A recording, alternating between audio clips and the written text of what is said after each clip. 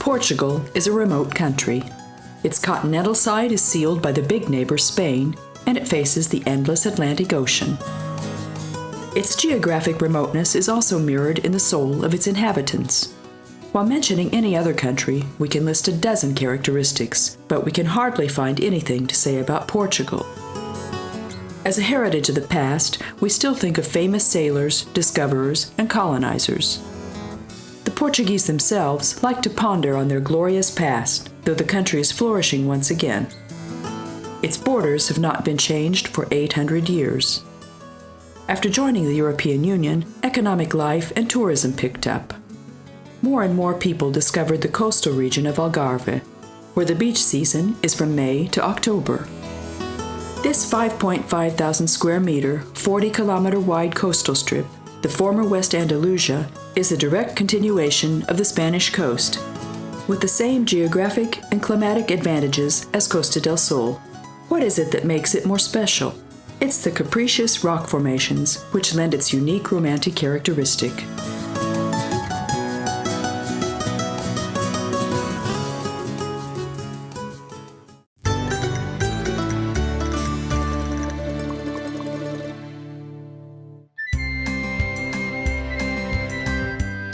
Faro, the capital of Algarve, is the borderline.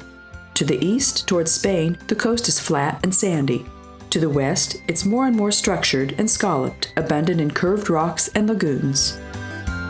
These lend it its unique romantic character. A landscape with gently sloping, mild hills greets visitors to the inland. Faro has the only international airport of the region.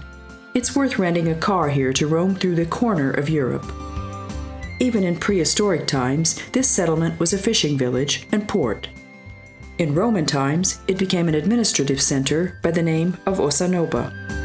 The widespread ruins of this can be found 10 kilometers from the present city center, next to Estoy. Its main sites are the basilica and the ruins of the baths, destructed by an earthquake. The medieval Faro was burned by the Count of Essex and devastated by an earthquake in 1755. 1 year later, the village, rising like the phoenix, became the capital of Algarve, its most beautiful buildings originating from that time period. The center of the city is Francisco Gomes Square. Behind it, there's a small internal lake. To the right, the old town can be found. The bishop for whom it was named had the village rebuilt in the 19th century. This is how he earned the nice statue standing in the gate of the old town, accompanied by St. Thomas Aquinas, the patron saint of Faro. The walls and gates of the old town were built using ruins from medieval and other times. The episcopal palace still fulfills its original function, so it's not open for visitors. However, we must see Say, which was built in the place of a mosque. This was the first Christian church of the region, which survived both the attack of the Britons and the earthquake. But it's true that it's somewhat eclectic due to the many reconstructions. This, however, does not reduce the virtues of the most famous organ of the country. The instrument, decorated with Chinese patterns, even has a pipe imitating the sound of a lark. The most famous artists of Europe have played this instrument. The City Museum exhibits the findings of the excavations of the neighborhood, while in the Museo Maritimo, we can see the history of sailing. Dom Fray Amador Aré wrote the following: "For thousands of years, the frightful and great ocean, in its injured pride, did not let people see into the secrets, for all the time it swaggered with wild storms and furious winds, and offered a final resting place for many noble and brave men in the depth of its frightening waters. But at last, the Portuguese gained victory over it." The three old churches of Faro are rich in azulejo decorations. This is the name of the exceptionally characteristic Portuguese painted tile work, its first artist having been Jorge Baradas. Grand castles, palaces, public buildings, and churches are often decorated with painted tile work, which cannot deny their Spanish, Moorish origins.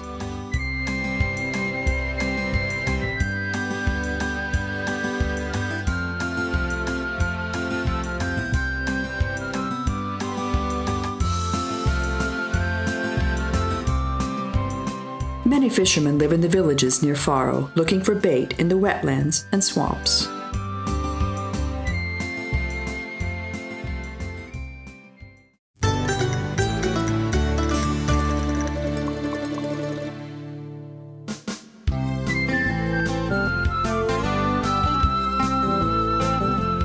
Quarteira is mostly famous for its gypsy market.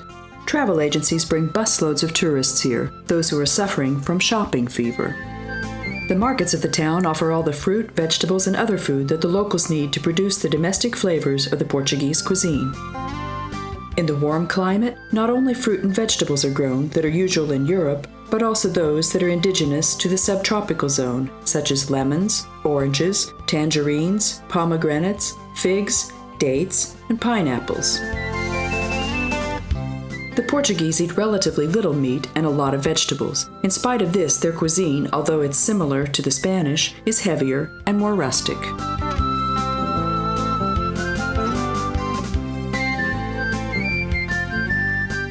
The primary reason why masses of people come here is the market of the local gypsies.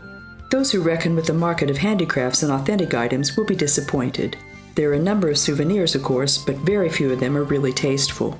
There are more Chinese products, cheap bags, clothes, and shoes. Anyone who's left their bathing suit or sunglasses at home can replace these items here at a reasonable price. The bustle of the market is also a good opportunity to observe local people and to get accustomed to the Portuguese language. The language was brought to the Iberian Peninsula by the Latins. Out of many dialects, the language of Castile became the Spanish language, Catalan started its independent life, and the language spoken around Porto became the basis of today's Portuguese. It isn't easy to prove the relationship between these dialects that separated around the 1500s. Those tourists who speak Spanish should not count on making themselves understood. Moreover, the Portuguese like to shorten words and omit vowels as if they wanted to close their mouths on the sharp, salty air as soon as possible.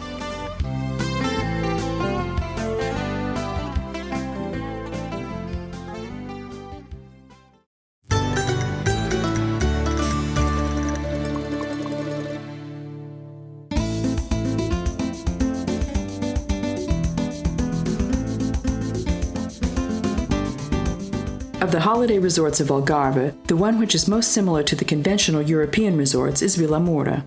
This cosmopolitan town was built on a 1,600 square meter area between Faro and Lagos, with all its luxury hotels and impressive yacht port. Vila Moura, with its luxurious shops and elegant restaurants, is mostly popular with well-to-do foreigners, in spite of the fact, or this might be just the reason, that it lacks all local characteristics.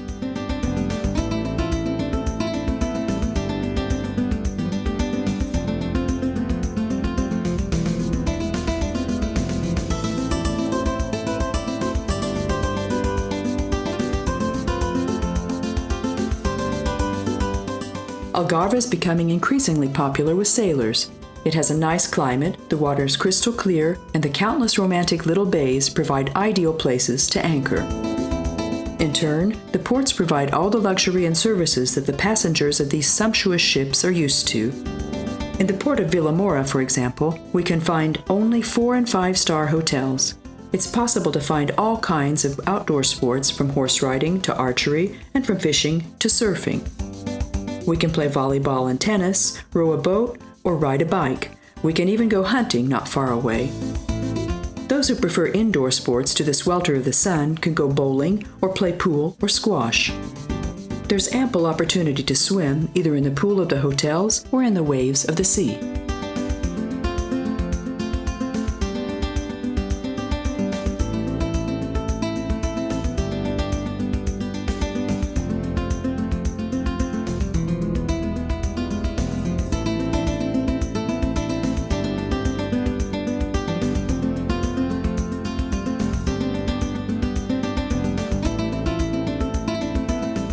The most typical sport here, though, is golf. There are 4 extensive 18-hole golf courses with ponds, rocks, groves, and flowers. And of course, there are places for practice, golf shops, and mini-golf for the family members. Some hotels have been built on the edge of the golf courses. Next to their terraces, little golf carts are parked. The designs of these courses were made by such renowned champions of this sport as Henry Cotton, for instance.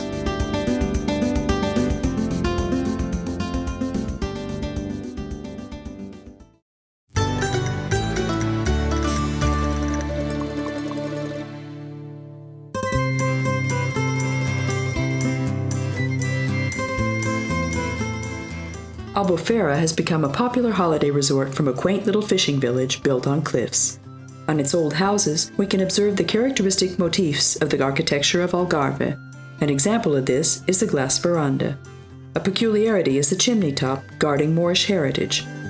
This is usually a cylindrical whitewashed building element made of clay, the beauty of which is given by the perforation with geometrical patterns. In the whole country, the cityscape is made memorable by brick-red clay roof tiles. The most widespread is the tela da canudo, which is the same as the tiling method for monasteries in the Mediterranean. A characteristic of the grand palaces and churches is the overdone decoration. The so-called Manuel-style, in spite of its overflowing Baroque pomp, is a variation of the late Gothic. Since it was born in the time of discoveries, its patterns are often based on sailing and the sea. They are mostly representations of anchors, chains, ropes, and corals. One great advantage of the Manuel style was that it harmonized well with almost any other schools of architecture. This is what can be observed in the Portuguese mudéjar buildings. Of course, we can also find Azulejo decorations on houses here, which are painted tiles both inside and outside. It was an Arab invention to use tiles on the outside of the walls instead of paint and plaster, which peels off easily in the humid air. Another big advantage of this is that it can be cleaned easily and that it can be decorated with artistic paintings and patterns.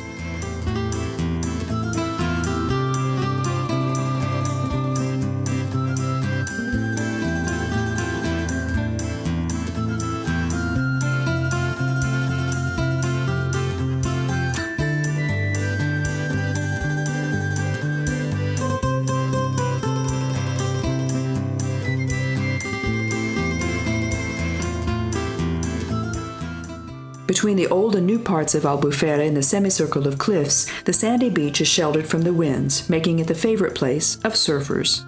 Surfing is not to be mistaken for windsurfing. On the surfboard, there's no mast or sail. It's mostly similar to a skateboard, but it's bigger and wider. Lying prone, they row with their arms, waiting for the moment when they can stand up and ride the long waves running towards the coast. Almost everybody comes to Albufeira for the waves, even if they would like to enjoy them without using a board.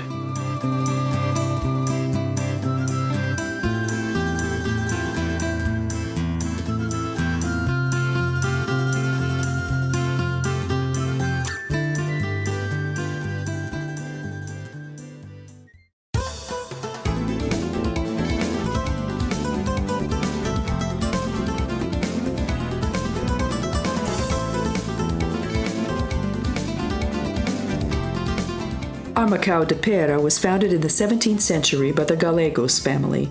There are still not more than 2,000 people living in this lovely little town. In the old town, we can mostly find fishermen's houses. Its two churches are called Paris and San Francisco. The settlement is divided into two parts, the upper called Pera de Cima and the lower Pera de Baixo. On the sandy coast, an interesting bright spot is a secluded little fortress, which was expected to protect the local people from the attack of pirates. The 12-kilometer coastline is only besieged by tourists today.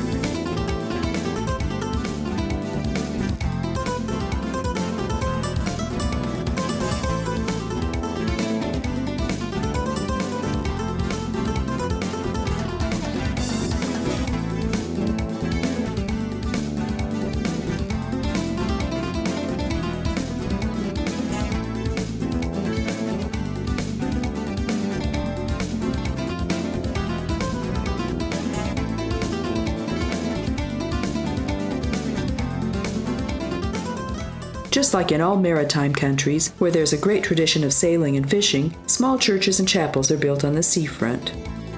The families of religious and often superstitious fishermen come here to pray during big storms.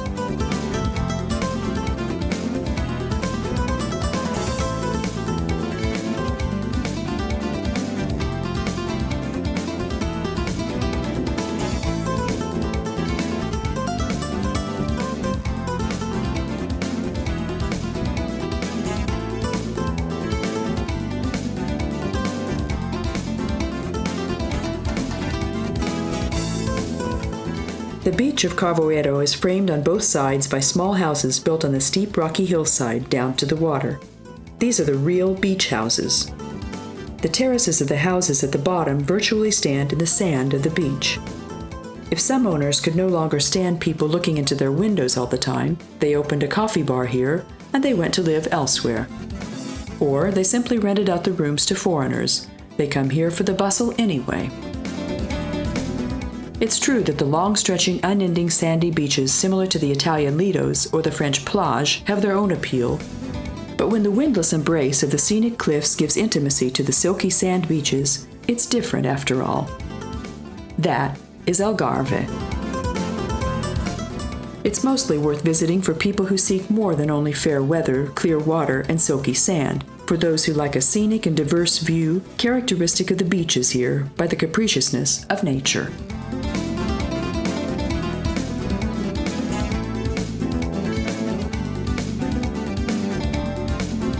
The fishing boats pulled up to the shore don't disturb the bathers. The most common kind is the 12-meter-long trawler, the Treneria, and the 5-meter crescent flat-bottom, high-bowed May Luna. All of them are painted bright colors, and often an eye is painted on the bow. This is what guards the boat when the skipper looks away.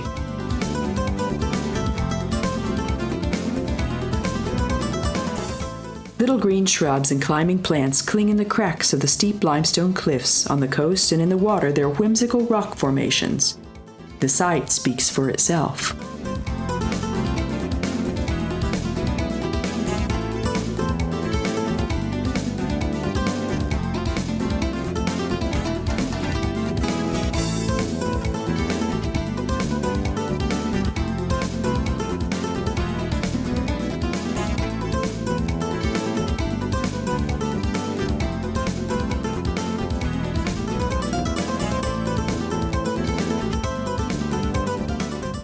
A lookout place was developed over a deep rocky sinkhole nearby.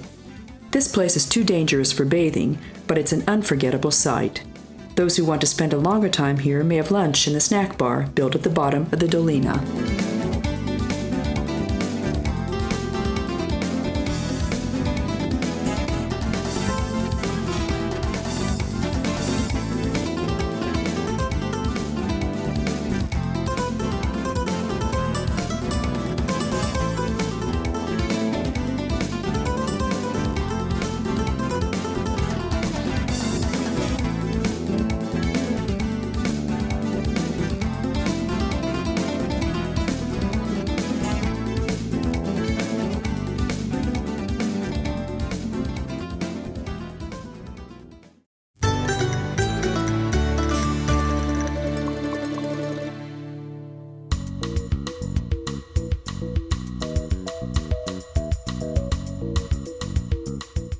The largest holiday resort of Algarve, Playa de Rocha, rimmed with rows of hotels, can be found 3 kilometers from the city of Portimao.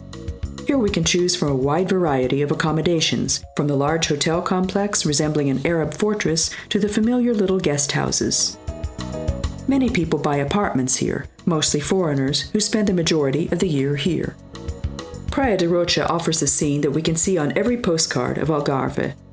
The scallop coastline faces the African continent. The warm airflow and water currents coming from that direction determine its climate, which is a transition between Mediterranean and subtropical.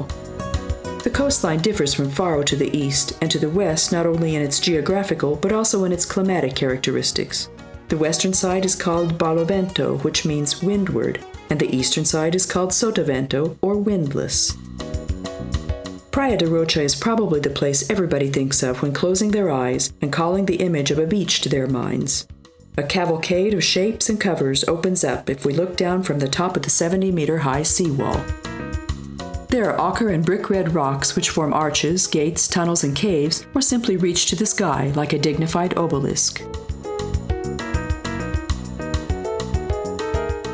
Some of the cliffs rising from the sea are as flat as if they were especially prepared there for sunbathing. Others are so peaky that only seabirds can cling on to them. The sea is mostly shallow near the coast, so it's turquoise in color because of the sun reflected from the sand. Deeper water plays in the darker shades of aquamarine. The shadows of the sun-kissed rocks create new colors, and the shadows of the clouds create new shapes, which are crowned by the white crest of the waves. We can swim into the shallow lagoons and the dents of the cliffs, pass under the arches of the rocks, and sunbathe on the sand or on the rocky plateaus. If we want company, there's plenty of it, but if we want to enjoy the salty fragrance of the sea, the caressing warm water, the sun-heated rocks, and the entire wonderful world of Portugal in solitude, that's also possible. We can find several little bays and lagoons, which seem to be waiting only for us. On the sand of the beach, there are snack bars selling ice-cold refreshments, as well as ice cream carts and other street vendors offering their products. Those who walk out of the hotel and onto the rock shelf rising above the beach to watch the bathers, the volleyball players, the landscape, the ships, and the sea offering new sights all the time should remember to bring their binoculars and cameras.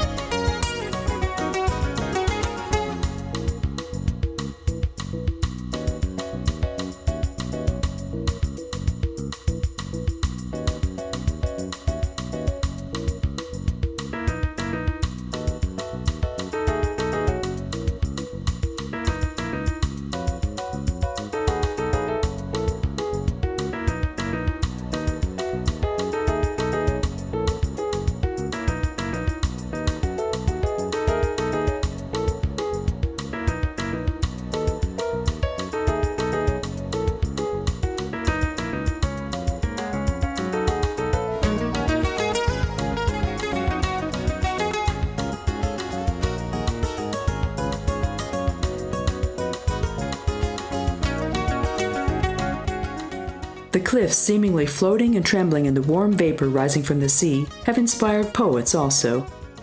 Sophia Breiner Anderson wrote the following in her poem, Algarve.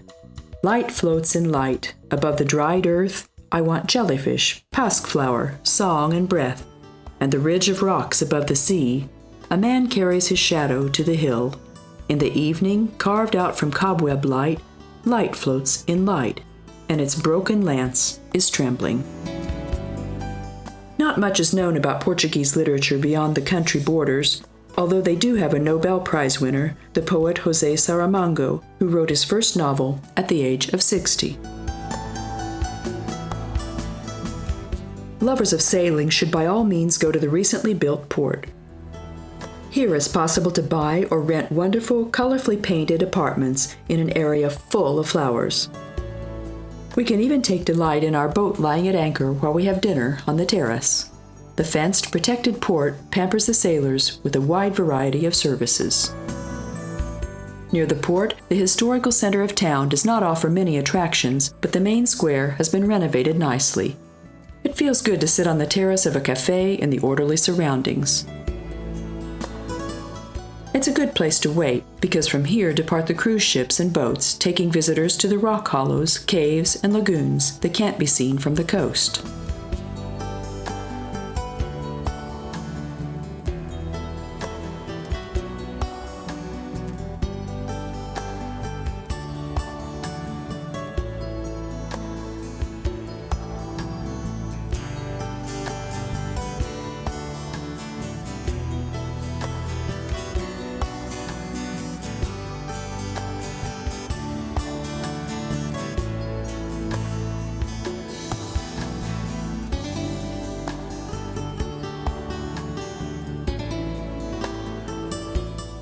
It's worth seeing the fortress of Santa Catarina, which protected the coastline as a detached garrison of Portimão and Silves.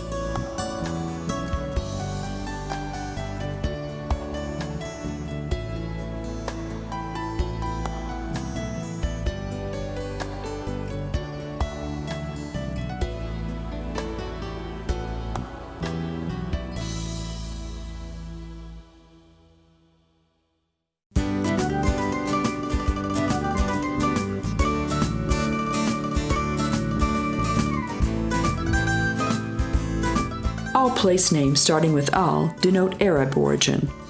Albour, or as it's called today, Alvor, was an important port and fishing town in the time of the Moors.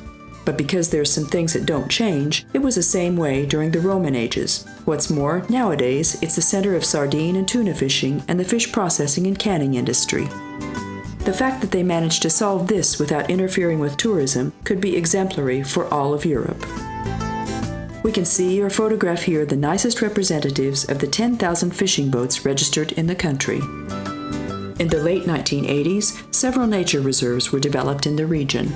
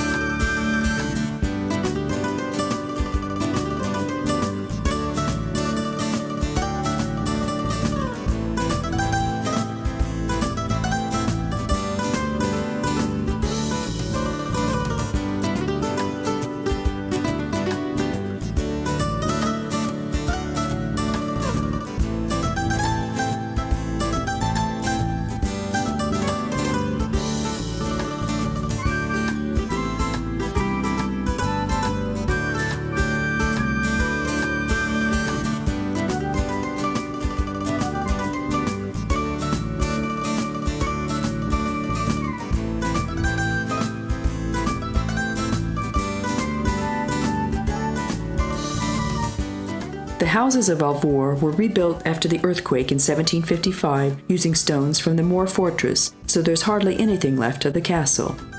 However, it's worth seeing the church of Divino Salvador, which was built on a hill and is representative of the famous Manuel-style.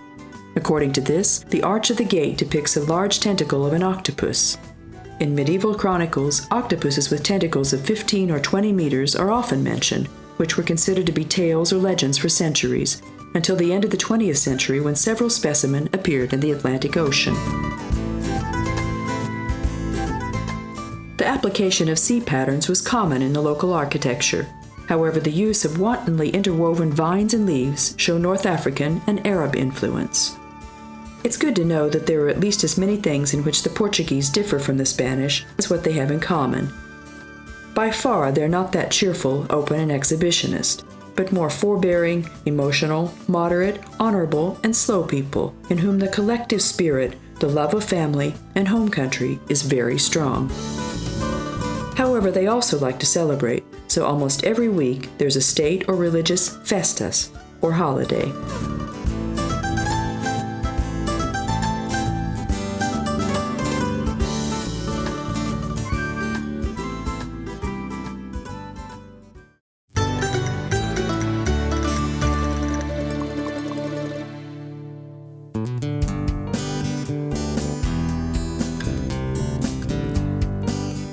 Lagos at the delta of the Algarve River is a town founded by the Celts. This river supplies water for the large artificial lake to the north, the Barragem de Bravura. The Arabs landed at Lagos in the 8th century, and from its port, which has been swampy in the meantime, the colonizing ships departed. There must have been a big hustle and bustle here, since the bay is large enough for 400 ships. The cliffs of Ponta de Piedade protect the port from the winds and waves. The sight of the sunset is the most beautiful from here. A 17th century fortress is on the sand of the beach. Behind it, King Sebastian took part in his last mass in the open air, boarding his ship here towards Morocco to disappear forever. He addressed his troops for the last time from a window of one of the houses on Republica Square. The crucifix, which was in the battlefield of Ksar el-Khair, is kept here. The so-called Sebastianism was still characteristic of the Portuguese, even when the ruler was unable to return, if for no other reason than what his age would have been. The longing for the unattainable, a feeling of melancholy, has been a part of the Lusitano soul ever since. This is what they call saudade, and this is where the emotional local music called fado is rooted. Lagos was a scene of many historical events important not only for Algarve but for all of Portugal. The historic figures are present in the form of statues in the city today, which had been the capital of Algarve before the earthquake of 1755. This is where the statue of Gil Enos, the discoverer, stands. Next to him, Henry the Navigator searches the sea. Although he didn't sail himself, he generously supported the expeditions. What's more, he established a school of navigation. Nuno Tristão, who brought the first shipment of slaves from the Sahara, does not have a statue. There is a memorial plaque, however, marking the place of the first European slave market under the arcades of the Rua de Senhora de Graça. Pedro Nunes wrote the following in the 1500s. There can be no doubt that the sailings of the last 100 years departing from this kingdom were the most wonderful and bravest enterprises, and no other people can boast of similar.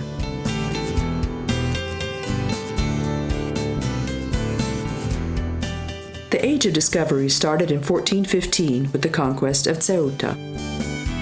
This was followed by other expeditions along the coasts of Africa, which were motivated by the hope for profits and the hatred of the Islamic religion at the same time. The gold of Guinea and the black slaves brought from the Sahara both meant serious profit, but the real golden age started when Vasco da Gama reached India. This meant that Portugal gained a monopoly for the trading of spices, had the Indian Ocean and its marginal seas under its control, and established a colonial capital in Goa. Then Pedro Álvares Cabral led Brazil under Portuguese rule, and by this the country became such a sea power against which even the Dutch or the British could not stand up, perhaps the Spanish at most. A book entitled The Glory and Victory of the Lutizans from the mid-1500s reads as follows. It was the Portuguese who reached Calicut to create trading and make contracts. They won victories on the Atlantic, Ethiopian, Persian, Indian, and the Boreal seas. They took hold of the spices, pearls, and diamonds, and they brought down the elephants and rhinoceroses of the East and the tigers of Malacca. They revealed many secrets of nature for scientists.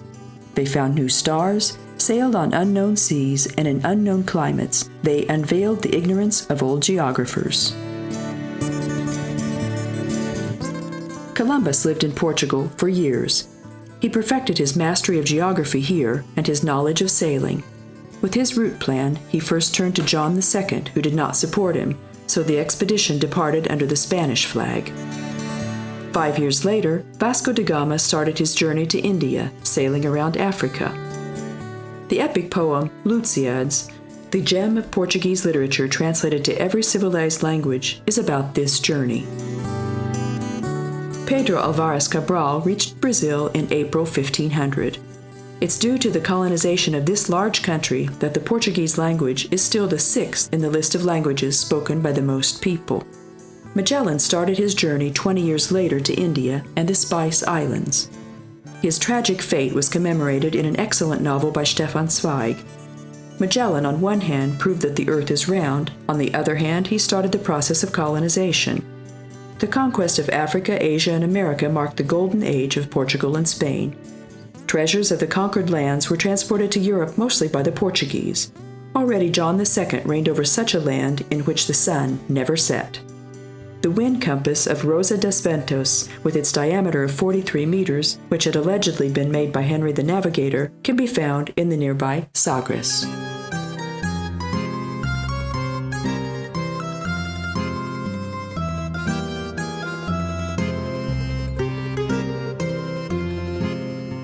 Have you ever imagined that you're sitting on the edge of the world and let your legs swing in the nothingness?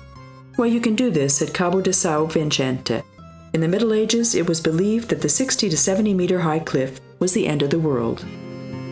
The Romans called it Promontorium Sacrum, or Sacred Promontory, because the body of Saint Vincent was allegedly washed ashore here. For the same reason, the Portuguese call it Corner of Europe, by its present name. This is where Henry the Navigator lived, and many sea battles were fought at these shores. This is where Admiral Nelson defeated the Spanish fleet in 1797. There's no end to the ships returning from Brazil or the Far East that didn't even need a sea battle to sink. They were diverted by the storms of the Atlantic Ocean and bilged by sharp rocks. This is where the Nuestra Señora de la Concepción, the San Juan, the Santa Ana, the San Francisco, Nuestra Señora de Ayuda, and the Gracia sank. The Cape has been an important point of orientation for sailors. The light of its tower, equipped with the most modern technology, can be seen even from 100 kilometers.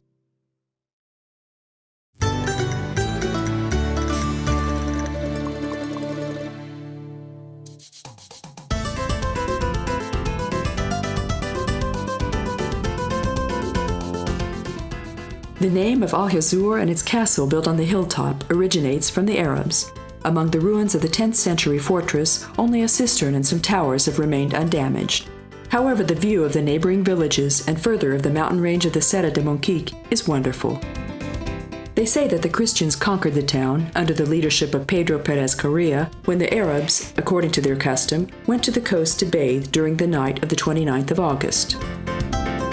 The most beautiful songs, the fados, originate from Algarve, and these are presented most emotionally by the local girls. By car, we can quickly reach the romantic and deserted coastline, exposed to the strong currents of the Atlantic Ocean. We can look down from a dizzying height at the bathers among scenic cliffs. On the Playa de Arefana and the Playa de Monteclérigo, there's no trace of the mild, sandy beaches. The towering waves lash their white spray against the sharp, wild rocks. The nearby Playa de Odecaixe is a favorite place for professional surfers.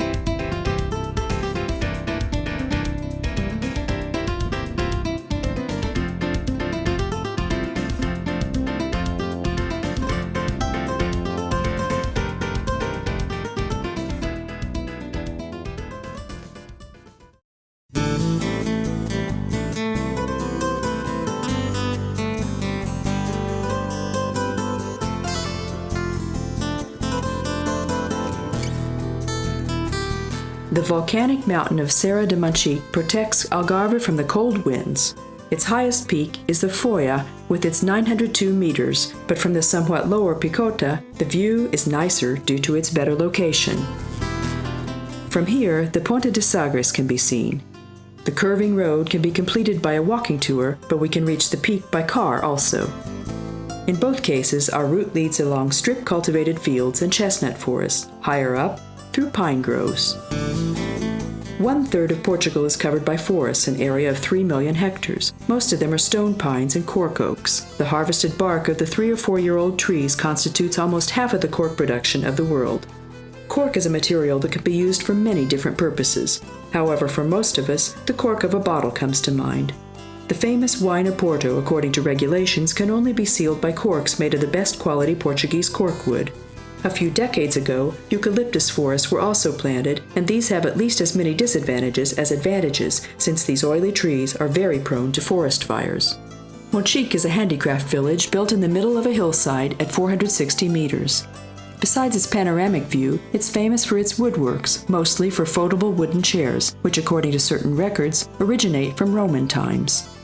The products made from wool are also famous, along with the local arquebus brandy, the Madrono. The moving statue erected in the town center imitates a watermill, implying the springs and creeks of the region.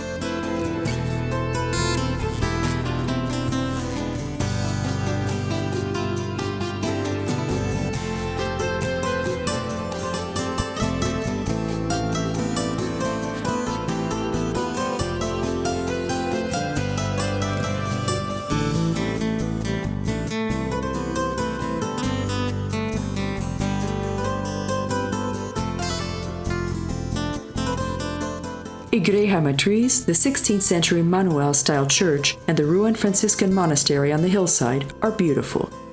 The latter is called Nostra Senhora de Desterro, and it was established in 1632 by Dom Pedro da Silva. The hot water spring of Caldas de Moniche babbles 6 kilometers to the south. Its medicinal waters bring relief for indigestion and rheumatic pains. Accommodation is provided for visitors, and not just anywhere, but in a posada. This is actually the local equivalent of the Spanish parador, namely a lodging house furnished in an old building, a mansion, palace, mill, castle, or monastery.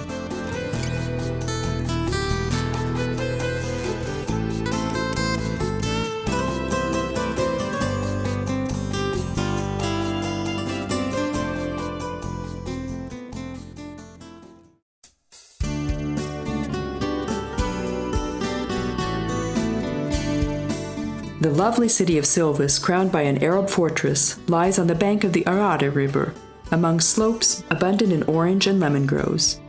Near the holiday resorts of Algarve, we find an impressive fortress built of red stone that matches the Moor monuments of Spain.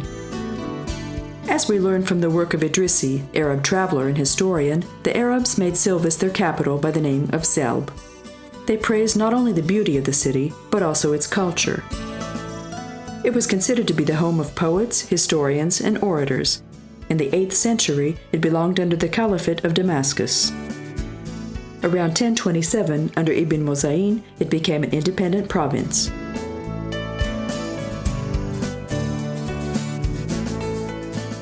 In 1053, the famous palace of the poet king Al-Mu'tamid, the Palace of the Verandas, stood here. Mu'tamid has been considered an outstanding figure of Arab poetry up to this day. The palace was built of limestone.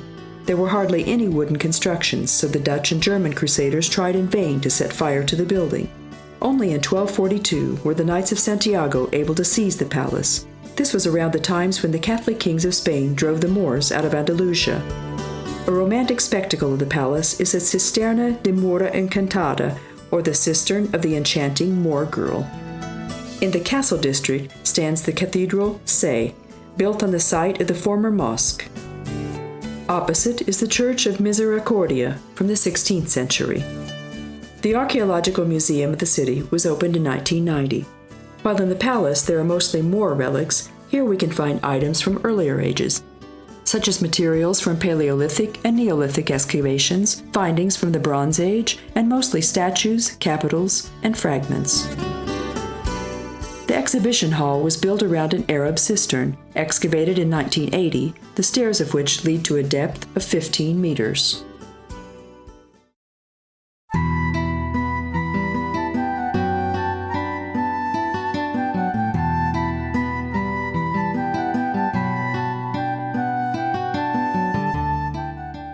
A scenic serpentine mountain road leads to the neat little village of Alte.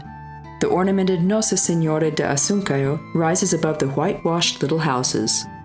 From here, the Fonte Grande, the continuation of the Alta River, is only a 10-minute walk. It's a popular place for excursions. From here, hikers and jeep safaris depart to the untrodden paths of the mountains of this region. Besides the 5-meter-high waterfall of Queda de Figaro, we can also find an old watermill converted into a restaurant. The Cross of Portugal stands between Silves and Alte. The 3-meter-high Renaissance Cruz de Portugal, richly decorated with engravings, was donated to the city by Manuel I when the body of John II was taken from the Cathedral of Silves. Today, he is in his final resting place in the Dominican Abbey of Batalha, next to John I and his English wife, Philippa of Lancaster, and next to Henry the Navigator.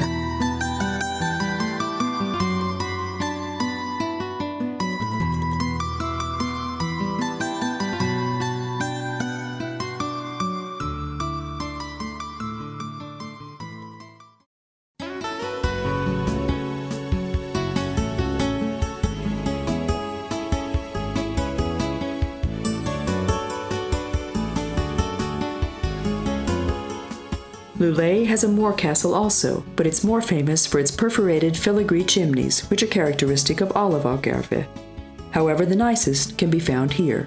The little market town, also known for its craftsmen, is becoming the commercial center of the region. The axis of the town is a wide avenue, with a line of trees in the middle with shops lining both sides. The center of Lulé is the market hall with its pink cupola.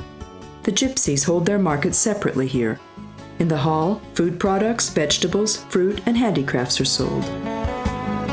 Between the April the 9th Street and the Igrejo Matriz, we can see how these items are made. This is where they carve wooden objects, make hats, weave fabric, make belts and trappings for horses and other leather projects, paint azulejo tiles, make pottery, and make lace. People still go to the old well as they used to hundreds of years ago. Some of them take water in cans, others bring their clothes here to wash.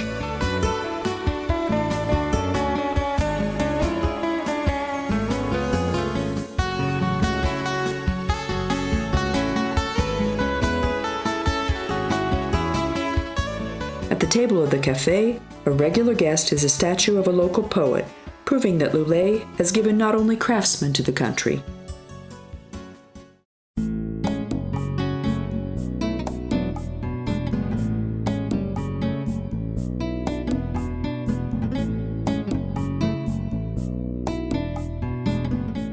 Villarreal de Santo Antonio is a frontier town at the estuary of the Guadania River. Here there is ferry traffic between Portugal and Spain. It was devastated by a seaquake in the 18th century. Marquis of Pombal had it rebuilt. In front of the church on the main square, there's an obelisk erected in honor of him, reaching to the sky. A lighthouse rises at the end of the mole. The port enjoys considerable commercial traffic, mostly tin and copper shipped abroad. The processing of fish is a traditional trade here. The tuna festival held in June is very famous. The water of the beach of the town, the Monte Gordo, is the warmest in all of Portugal. Castro Marim is only 3 kilometers from Santo Antonio, where a medieval castle and the ruins of the 17th century fortress can be visited.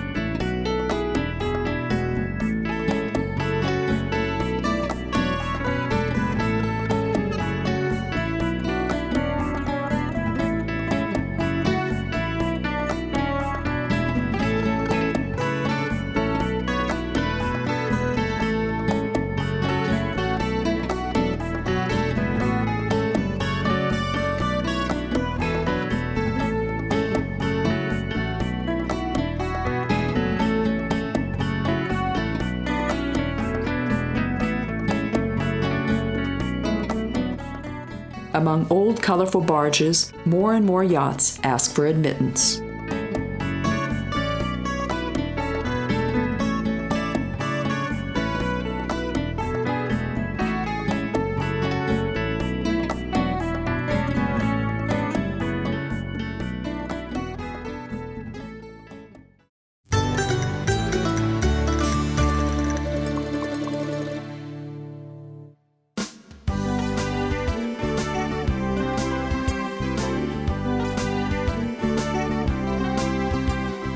In Tavira, a town that lies on the banks of the Galaio River, many old churches and mansions can be seen. The 2 banks are connected by a bridge from Roman times, which looks very much like the one in Silvis. Tavira was also a Moor center. Once the biggest mosque of Algarve stood here. It was demolished and only ruins remained of the castle, although once it was an ideal basis for the Moroccan fortresses. Moreover, it played a significant role in the battles against the pirates. Tavira is famous for its tuna fishing today. In spring, the fishermen observe the schools of fish swimming towards the Mediterranean Sea. They put out their nets, and when the fish return after spawning on the same route, they're trapped. 1 or 2 decades ago, fishermen used to jump into the water to kill these fish, sometimes as big as 400 kilograms, in physical battle. However, today, only factory fishing and canning remains. Ria Formosa has been a nature reserve since 1987. From the center of Tavira, we can sail here to the world of swamps, sand dunes, reefs, and reeds. The warm water of the lagoon is full of oysters and other edible sea creatures. There's even mussel farming due to the favorable conditions. Numerous rare and protected types of waterfowl live in Ria Formosa. Great egrets, red-beaked poachards, flamingos, sea mews, and Eurasian coots, for example. Some North European birds also like to spend the winter here. A bird hospital was developed in Quinta da Marine, 3 kilometers from Ohio, and this is the center of education for natural science. This is from where once salted fish, which the famous garum was made of, was shipped to the Roman Empire. This less appetizing condiment was made of the intestines of salted fish, rotted in the sun. In Quinta da Marine, the Portuguese water dog, Cão de Água, is bred, an animal on the verge of extinction. The helper of the fishermen was a very widespread animal in all of Algarve. When needed, it dived for a fish that had escaped from the net or brought up the hawser. This sensible, docile, untiring, dark-colored dog, which grew to as much as 50 to 60 centimeters in height and 20 to 25 kilograms in weight, could also be sent to the coast as a messenger. The narrow 11-kilometer-long Ilha de Tavira, with its sand dunes, offers great opportunities for bathing. It's only accessible by boat and is mostly popular with the local young people. The timetable of the boats is adjusted to the bathers. There are more lines in the morning for the early birds, but also for those who like to sleep in. People can sail back to town for lunch since there's no opportunity for dining on the island. The last ships return to Tavira at sunset.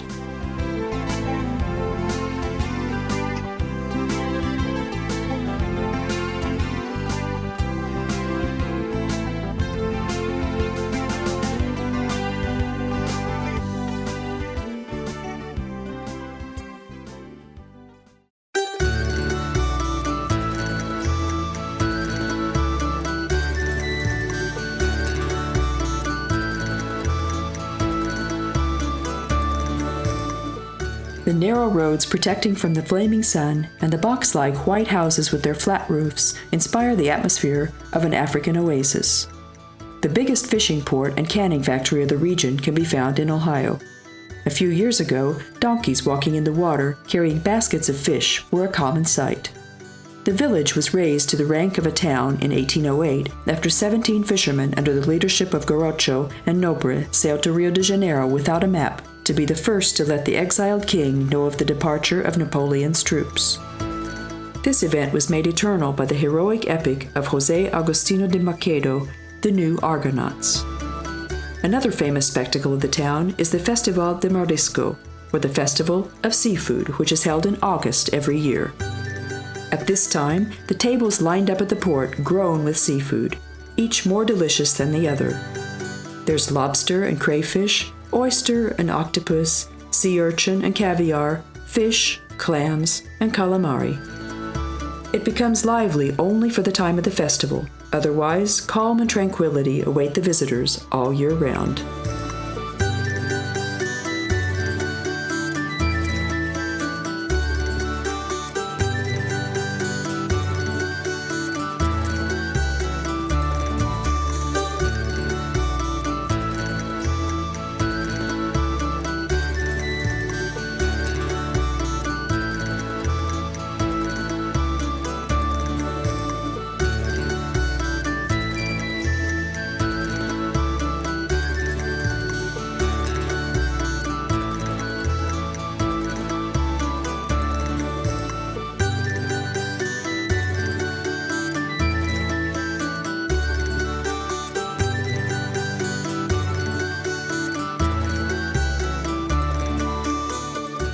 From the quay, the boatmen take us to the little islands belonging to the nature reserve of Ria Formosa, Armona, Culatra, and Farol.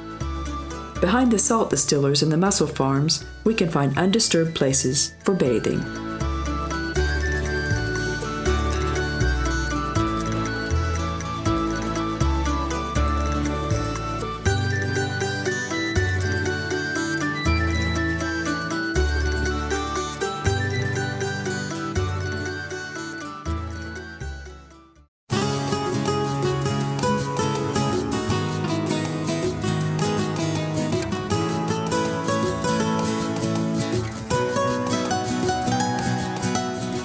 The two famous sites of Estoy are separated by a 10-minute walk and 1,800 years in time.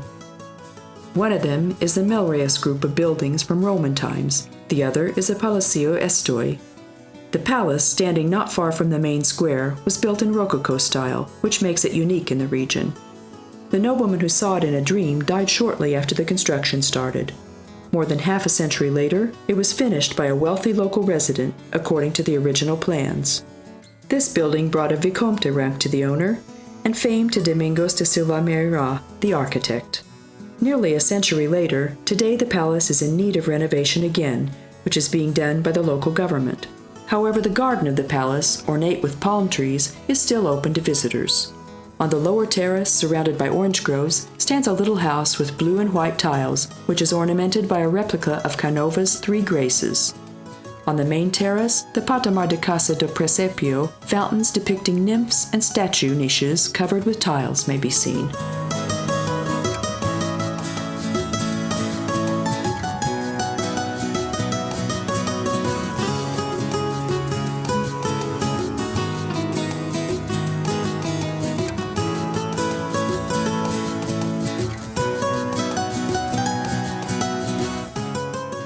Portugal is still not as well known by tourists as Italy, France, or Spain.